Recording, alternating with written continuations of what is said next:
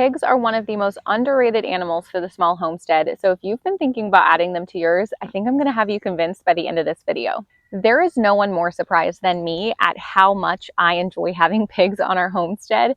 They are low maintenance, low cost to get set up with, and so incredibly easy to care for. And not to mention, pigs grow really fast, so getting that meat to your freezer doesn't take long at all. But what do you need and what do you need to know to actually get started with pigs on your homestead? Let's talk about space requirements first. I'm just going to go ahead and get myself all fired up real quick because this is something that really irritates me. I'm going to be honest. So everybody says that pasturing your pigs is the only way, it is the best way to give them the best life and get the best meat. Okay, we all can't do that. We do not all live on the acreage and the amount of property to be able to do that. So that's just a little bit ridiculous in my opinion to act like that is just the only way to raise pigs. So we have our pigs in a 16 by 32 foot space. I've got a video on our exact setup. I'll leave that at the end of this video for you to watch after this one, but you do not need a lot of space for your pigs. So we've got 2 pigs in a 16 by 32 foot space that is plenty of room for them to eat, run around, have a wallow, have their waste in a totally different spot than what they're living and running around in. It is enough space. So if you think that the only way to raise pigs is to pasture them, and so you've just kind of crossed that off your list because you're like, I can't do a pig pen, it's not very nice, it's not enough space, you can do it in a small space and they will still have plenty of space to do all of their pig-like activities. Now, is the spot behind me completely rooted up? Yeah, it is, because they're pigs and we knew that that was going to happen. But on a small space, if it's raising pigs or not raising pigs, you don't need a ton of acreage. What you have to do is you have to think, what is best for this animal and what can I reasonably provide? If what you can reasonably provide is just not anywhere near what they need, then maybe that's not the homestead animal for you. But if you can find a good happy medium between what the animal needs and what you can reasonably provide, achieve, sustainably do, then you've got yourself a winner. Now, if these pigs are in a small space, are they getting super gross and stinky? And the answer is no, they're not. Now, of course, when they have a pile of manure in the corner of the pen, yes, that smells bad. But if you're removing this manure regularly every couple days, you are not going to have a situation where your pig pen is super gross and smelly. One of the great things about pigs that I didn't know before I started researching them is that they do all of their waste, all of their business in one spot, in one section of the pen. If you have a big enough space for them, they will do that. And it makes it really easy to clean up that space, and it actually keeps the rest of their area pretty sanitary as far as farm animals go. So you just need to get that manure out every couple days, take it to your compost pile or wherever you're going to put it, and then your pig pen is not going to be super gross and stinky. Now, is it going to smell like clean, fresh laundry? No, because these are pigs and these are farm animals. But is it the most disgusting thing? Is it going to bother your neighbors? Is it going to be the worst thing in the world? No, no. People act like pigs are really gross, but in fact, they're no more gross than any other animal on the farm. You just have to manage the manure in a way that makes sense. So if the manure management is that simple, what about the other stuff? What about the daily care? And this is what I love about pigs. They are so easy to care for, so incredibly easy. You just give them some food every day, a couple times a day, your kitchen scraps if you want, some fresh water, and you're basically good to go. But in order to have your daily tasks be manageable, you have to start with the right setup. I'm just going to say that right off the top. And I really recommend electric fencing. Now, this does not mean that you need a full-on electric netting. What I'm talking about here is that we are working with a strand of electric wire. So one strand, we have that inside of our hog panels. And if they try to burrow their way out, if they try to push their way out, that electric is going to do its job.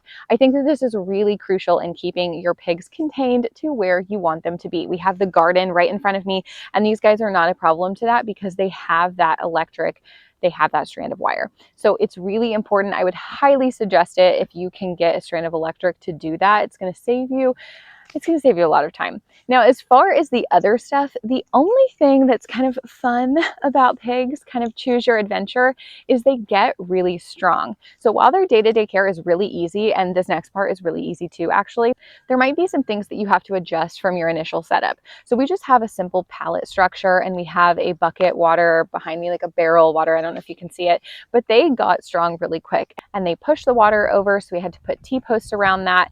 We've had to reinforce their structure a couple times and probably need to in like a week or so.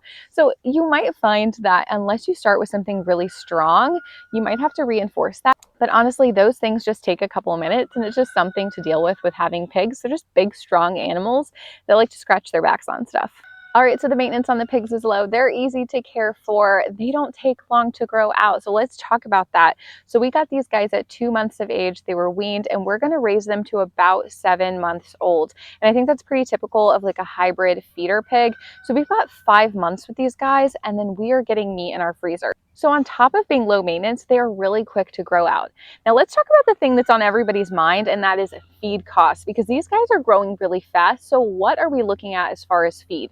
I think it's a pretty standard rule of thumb that you're going to feed your grow out pigs about a pound of feed for each month that they are old. So if you had, let's talk about one pig, which you would never want to have just one pig. They are herd animals, so you want more than one. That's why we have two. So if you have one pig and you have a pig that is 3 months old, you want to be feeding 3 pounds of feed a day, and so on as they get older. Most people like to process at a certain weight, but for this conversation, we're going to talk about a certain age, so it's easier to get our calculations. So if you're raising a grow out pig from about 2 months to about 7 months, you've got that pig for 5 months. And you're going to go through about 810 pounds of feed, which is a lot. It sounds like a lot. And that is for one pig. Now for us, we can buy 50-pound bags of pig feed, just regular pig feed, regular grower feed, not organic, for about $18. So that's going to come out to about $291 to feed one pig all the way through. Now, of course, we've got two because you don't want to just have one. So let's just call that an even $300. So for two of these pigs to get them to 7 months old, we're spending about $600 in feed. Now you can cut that cost with kitchen scraps. If you have a cow and you're making cheese, you can give the pigs whey or extra milk. You could ask friends to bring you their food scraps. There are ways that you can cut this cost by feeding them things from the kitchen, but this is just about how much feed you're going to need to get those pigs to a good size for processing. And the numbers for feed are fine and all that, but it doesn't really matter if we don't know about how much meat we're getting. Now, this is greatly going to depend on the breed and some other factors, but I found a really good resource from the Oklahoma Department of Agriculture and Forestry, and it kind of echoed some things that I was seeing elsewhere on the internet. That if you were raising a pig to around 250 pounds, you can expect to get an average around, every pig is different, but around 144 pounds of retail cuts, so meat that's going to go in your freezer. So if you've got two of these guys, you're going to get close to 300 pounds of meat. So we're paying around $600 in feed, and then we've got around 300 pounds of meat. Now, I think that's fantastic, especially for the amount of time that these guys are here. They're not here for very long, and how low cost the setup was. I think that's great. You know exactly the quality of the meat that you're raising, you know how they were cared for, and then you're getting this meat in return. And like I said, I'm gonna say it again. This depends on the breed. This depends on the amount of feed in your area. It is not necessarily as clean cut as that, but this just gives you an idea of what you might expect to pay. Now, someone is going to say it in the comments, so I'm just going to go ahead and head you off. I understand that this does not cover the cost of the setup, and we talked about that in the video that I'll link at the end. We talked about the cost of our setup, but it's not like you're spending $700 over here for setup and $600 in feed, and so that's how much your meat costs every single time.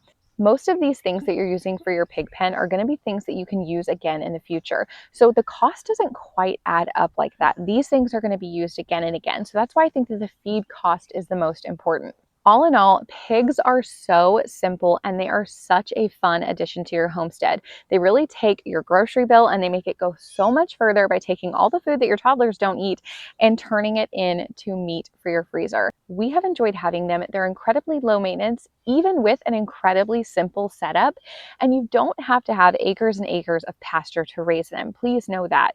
It does not have to be complicated to raise good quality meat for your family on a small homestead. If you enjoyed this video, would you like and subscribe? Would you leave me a comment down below and tell me some of your experience with pigs, or if you're interested in getting them? And if you did like this video, I really think you'd like this one on our pig pen setup and exactly what it cost to get these guys set up on our small homestead. I hope you guys are having a great day, and I will see you in the next video.